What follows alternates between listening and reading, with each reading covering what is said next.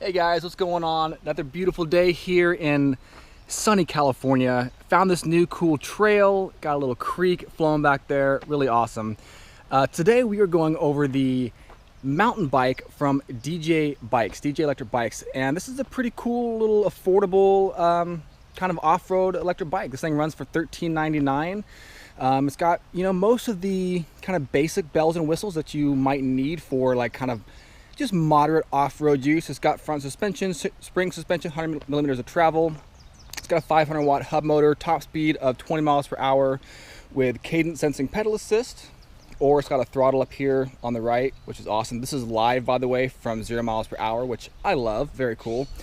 Not super heavy, it's only 55 pounds, which is on the light-ish side of, electric bikes. So yeah, we're gonna dive into this here in just a minute, but first I wanted to talk just really quick about kind of my experience with assembling this bike, working with the company, stuff like that, because this is a direct order only electric bike, and when I work with companies like this where it's direct order only, there's definitely some pros, but there can be some cons as well that go along with that. So one of the biggest pros I think of working with a direct order only company is, you generally speaking, you're going to get like a pretty good deal on it compared to a brick and mortar shop, because I mean, think about it, it makes sense. There's less overhead, you don't have to have the actual like stores, you don't have to have inventory around the globe. So yeah, it makes sense that you're going to have this bike for $13.99, whereas if it was in a shop, maybe somewhere closer to like $17.99, $1800, something like that. So that's a sweet thing. Now the downside, or the potential downside to direct order only that I have found, is that putting this stuff together, sometimes there can be mismatched pieces, sometimes the fenders don't fit quite right, sometimes just stuff doesn't really work like it's supposed to. And in some occasions I've even found that like the components that are advertised on the sites don't actually match what is on the bike itself. Now with this particular bike, these issues were not existent at all, which is pretty sweet. Everything assembled really easily. The fenders, they came on, I mean, it was not an issue at all to get these things to last. They're just plastic fenders, lightweight, they do move around, they're a little bit springy, they kind of make a little bit of noise, but yeah, the point is though, guys, is that this was a really easy bike to assemble, and that's kind of not normally the case here with direct order bikes. So it was really cool to see. This thing just came together like 15 minutes, done, like not difficult at all. Another thing that I have an issue with sometimes with direct order only bikes is just a communication barrier can exist. Specifically like if I want to have like exact details about like a specific component or something, sometimes it can just be a little bit tricky. It could even be difficult to get a hold of some of these companies. So I wanted to test that out for you guys. Like, what's the customer service like with DJ Bikes? And I have to say, again, it's really quite above average here. I called Daniel here, the owner, quite a few times, asked questions, and he personally picked up the phone. And I thought, okay, maybe like it's special treatment because I'm reviewing the bike here, but I called from a couple different numbers, so he didn't know it was me. And each time I called, the customer service number, he picked up. And I think that's really important because, again, like with stuff like this, you don't have a brick and mortar store to like look at this thing in person beforehand, and sometimes the website may not have all the details that you want. So like for me, I think that's a really important detail. So yeah, I like that. Yeah, I like that this guy answers his phone and gets back to emails in like 5 minutes. Like legitimately, I'll email him, a couple minutes later, he emails me back, even late at night. So that's really sweet. So yeah, let's dive into this bike right here. Let's check it out.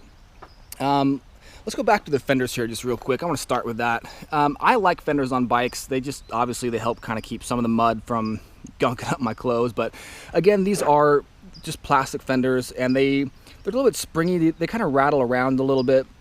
And I know that kind of just goes with the territory here with plastic fenders, but that is what it is. The good news with plastic fenders is they're not going to rust. If they do get scratched, it's not a big deal. It should last like forever. I mean, right? Isn't that kind of thing with plastic? It never really goes away. It just gets, when it dissolves, like after a million years, it just gets into like smaller and smaller pieces. So yeah, anyways, these aren't going anywhere, so that's cool. The motor down here is it's a Bafang 500 watt hub motor, and I honestly don't have a whole lot of experience, guys, with some of these higher end motors here like Court does, the Bosches, stuff like that, but I have tested quite a few of the different Bafangs, and honestly, like I've come to really like these motors. They do a pretty good job. Even this one here, 500 watts. 65 newton meters of torque. I think it's 750 watts of peak power. Like, that gets me pretty much where I need to go. And yeah, I mean, it does a good job. It's a pretty efficient motor. It's pretty quiet when it runs. I'm a 200-pound rider, and the top speed on this thing out of the factory is 20 miles per hour. However, you can adjust it here in the settings. I'll show you guys how to do that here in a few minutes to go a little bit faster. But with a throttle only on flat ground, I was able to get this thing up to about 24 miles per hour, which is not bad. I mean, the tires might help here a little bit. They're a little bit narrower. They're 26-inch by 1.95 inches, so a little bit thinner, you know. Not a whole lot of like aggressive tread on it, so that might help a little bit. But yeah, now the color scheme on this bike here, it's pretty much just all black with a little bit of red accents, like you can see right here. This is the DJ Bikes. A little bit of red here on the front. It just says US. Got a little bit of a picture of the bike dude right there. DJ Bikes again. The red here on the frame. Just a little bit of red splashes. I dig the black color, but this is the only color that it comes in. So if you guys are looking for another color, kind of out of luck. And the thing I like about that, you know, some of these wires are internally routed here, so it keeps things looking pretty clean, and it makes it not really stand out too much like an electric bike up here in the front. But you know, with this motor here, I wish this was black, because the silver really just kind of stands out. I mean, it pops. If you're looking for something that pops, this might be for you, but it does stand out, and I think this kind of makes it look like a pretty evident electric bike. So that's my only, I guess, kind of thing about the motor. It might be cool if it was black, or if they had an option to maybe throw a black one on there instead of the just a silver finish, but not a big deal. Let's see, suspension here in the front. Like I was saying, I had not heard of this brand before, guys. It's called Top Gun is the name here in the suspension. Pretty standard entry-level suspension is what it feels like to me. Spring suspension, 100 millimeters of travel. There's no lockout on this, and there's no rebound adjust, but we do have independent preload adjusters here. That's what it, I mean, this might be a rebound adjust. It feels like each one of these is an independent preload adjuster. That's what it felt like when I was messing these around, even though they're different shaped knobs. So that's my best guess here with that. We do have a headlamp here in the front, which I gotta point this headlamp out. I really like this headlamp. It says Miro by Spaninga. That's a pretty decent brand. Hopefully you guys can see that.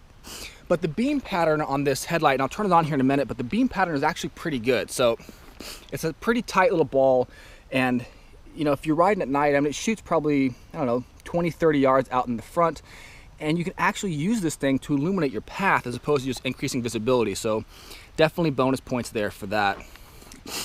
Brakes in this thing, 160 millimeter rotors here, mechanical disc brakes, front and back. You know, they work fine. Mechanical brakes, the cable here, they can stretch over time, so I just want to caution you guys against that. You know, maybe if you have this bike for a long time, maybe just check the cable here every once in a while.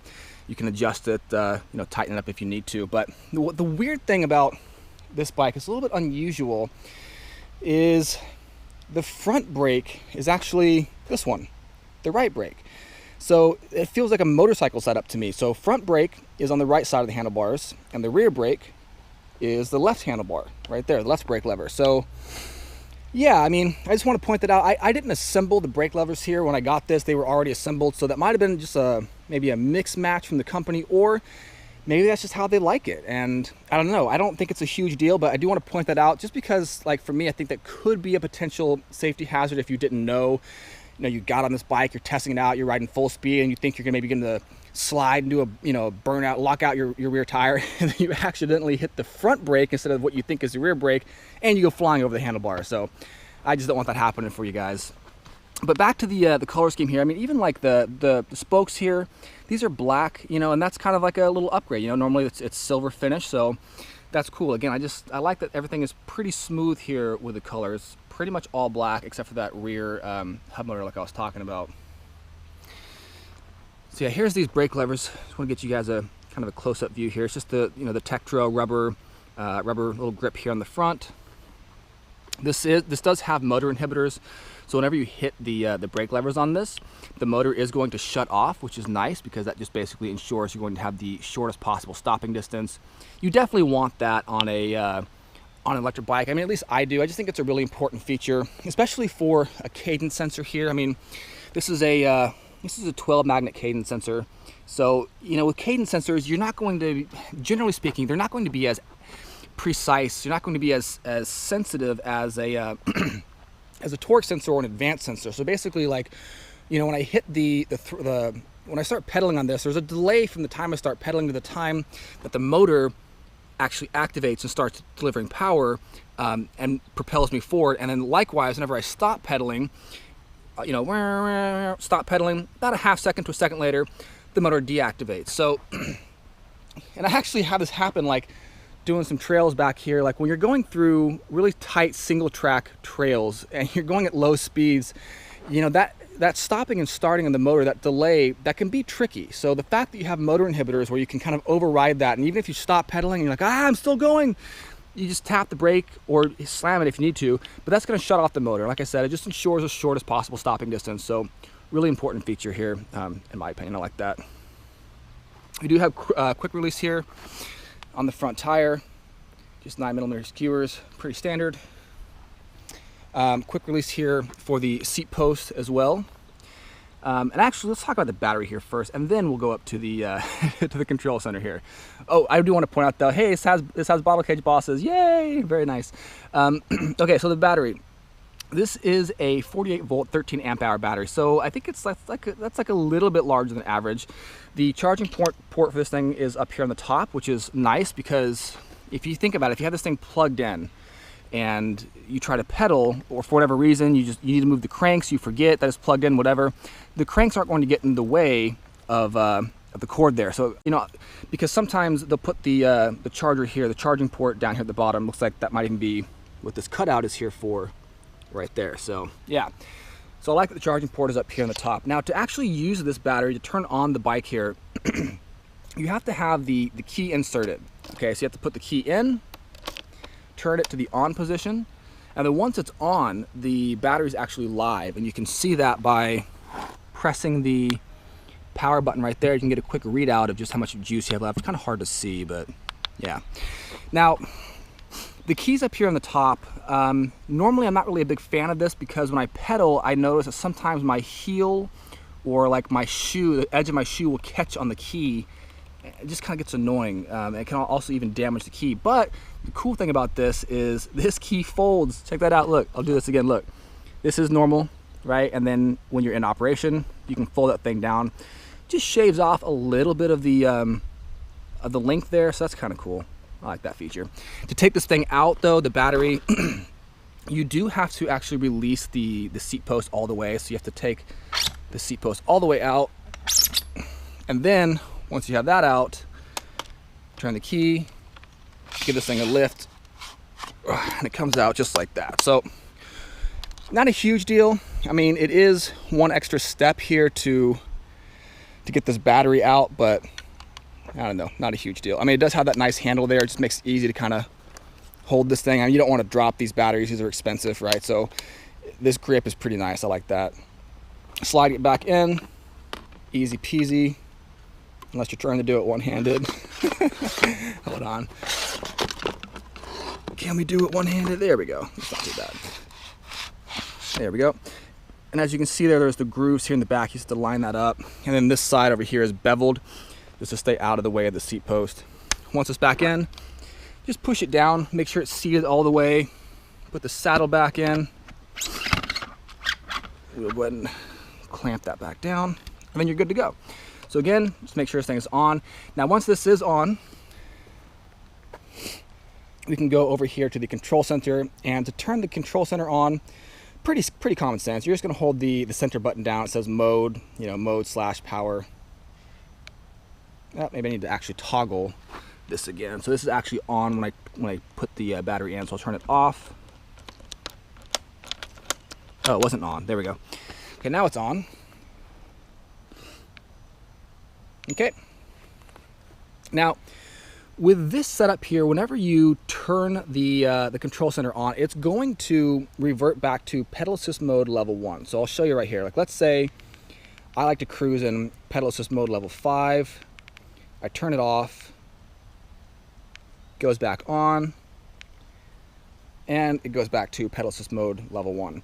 So not a huge deal, but you know, it might be nice again if there was an option to where, like, if I like to keep this thing in a higher pedal assist mode, you know, it'll just stay there, but not a big deal. So on this control center up here, this is a King Meter JLCD backlit control center here. On the top, you've got a 4-bar battery indicator.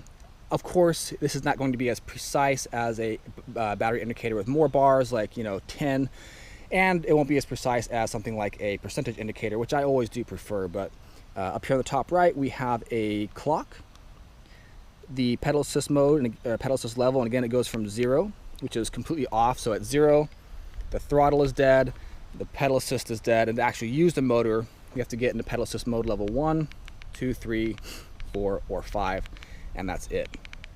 Down here on the bottom, we have the odometer. We've got 6 miles on here, not a lot. And then if you hold the up arrow, you can actually switch to a couple different settings. So you'll see I held it. Average speed just came up right here instead of current speed. If you do it again, it'll go to max speed. If you hold it again, it just reverts back to the current speed. If you hold down on this right here, you go into walk mode, which is awesome. I love walk mode. So it is kind of quick, but it is nice for just for walking this thing beside you. If you're going through a trail like this or whatever, like, it's nice to just be able to use that.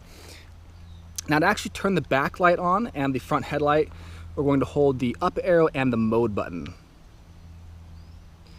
And you should be able to see the backlight there. It's a little bit more lit. And then the front headlight, boom. You can't really tell, guys. I'm sorry. You can't really tell in the broad daylight here, you know, the beam pattern and stuff, but it is a pretty good beam pattern, and I'm actually pretty impressed with this light. I'm definitely like a light guy. I love flashlights. So whenever I see like a decent light on an electric bike, it makes me happy. I like it. Now, so for the pedal assist levels here, we go through, you know, 1 through 5 to get going. But when you're in pedal assist mode level 1, the power output from the motor doesn't seem really that different compared to pedal assist mode level 5. The biggest difference, it feels like to me, is that when you're in pedal assist mode level 1, the motor cuts out at about 10 miles an hour. And then if you want to go a little bit faster and have the motor keep activating, you go into pedal assist mode level 2, and that gets you up to like 13 miles an hour. 3 is like 15 or 16, and so on until you get to your max speed. So yeah, that's how that works. And then one last thing here I want to show you with this is that if you hold the up and the down arrows, you can actually get into the settings menu, hit mode to toggle through the different selections here, the different areas. And right here in this middle one, you see the number 40 blinking. That's the top speed. It's in kilometers per hour. So this is about 25, 24 miles an hour right here.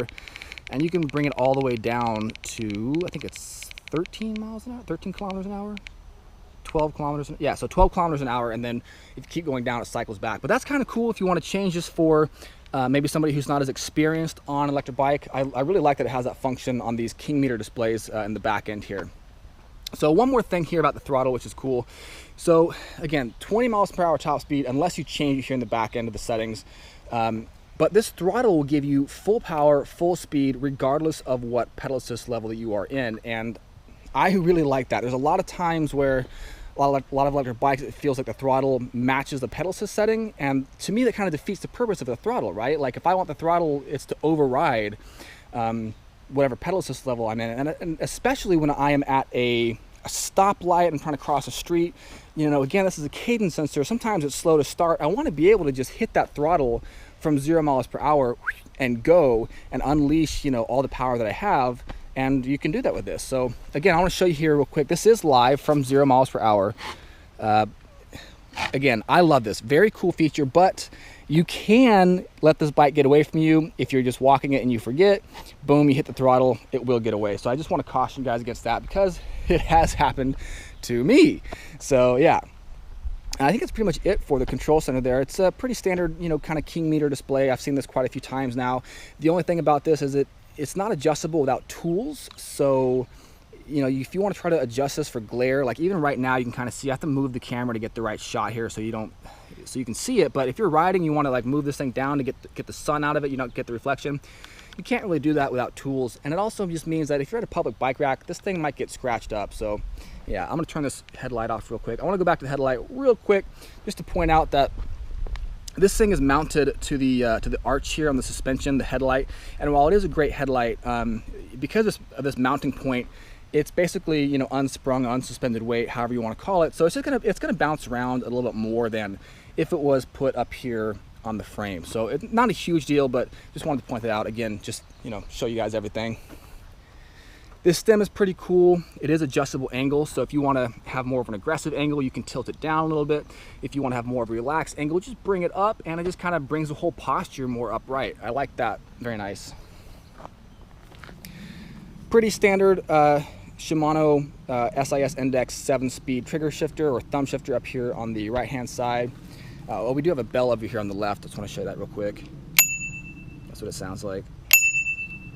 And then down here, we've got the 7-speed Shimano Tourney derailleur. Again, entry-level derailleur, it gets the job done, and it makes sense that they're going to have an entry-level derailleur and a cadence sensor as opposed to like a smart sensor or an advanced sensor, you know, with a torque sensing pedal assist, because again, this is a kind of a value buy, an affordable electric bike at $13.99. So, you know, these guys have to kind of make cuts somewhere and make some savings, and I think, you know, some of these components is where they're doing it.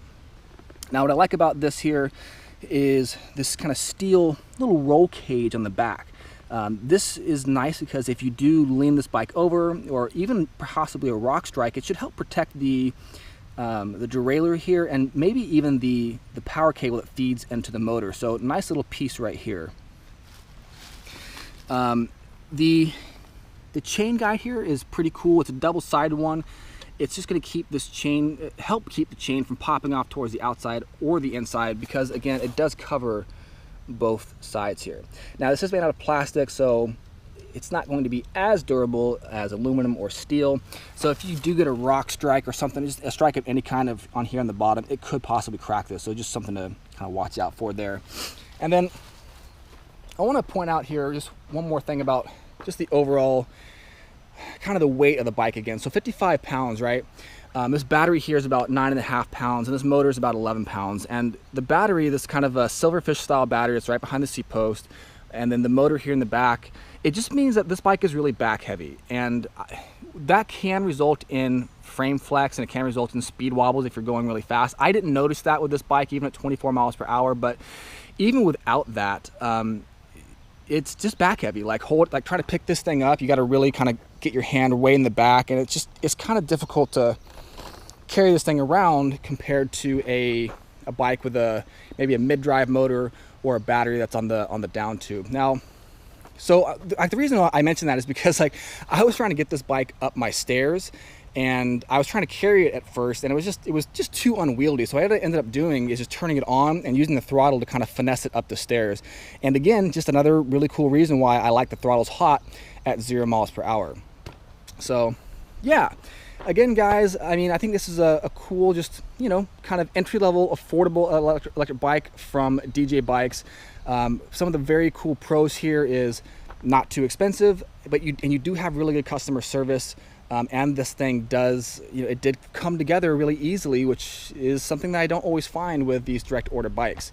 Again though, only one frame size here, 19-inch frame size, and only one color, the black. So if you are looking for something a different size or a different color, kind of out of luck here. But you know, this adjustable angle handlebars here, that might be able to compensate a little bit for different rider heights and for different rider styles. So yeah. Okay, so without any further ado, let's take this thing out for a quick test ride. All right, guys, so these first couple shots are basically just to give you an idea of what the mountain bike here looks like in action.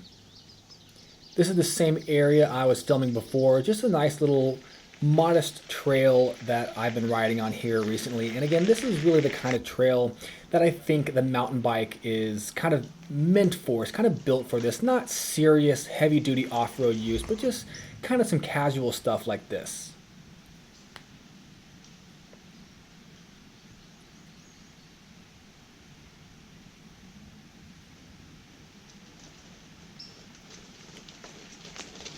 This shot is so you guys can hear the motor stopping and starting when I start and stop pedaling.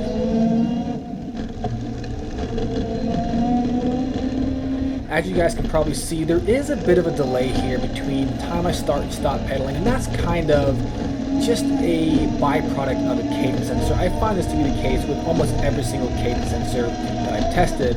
And again, I just want to point out that like when going through single tracks and stuff like that, that can be kind of a tricky situation. So here we are going to be switching gears just up and down to show you the Shimano tourney in action. I'm just going up and down the cassette one gear at a time here, but in a second I'm going to jump a couple gears at a time just to show you that yes, this is an entry-level derailleur, but it can still handle a little bit of stress.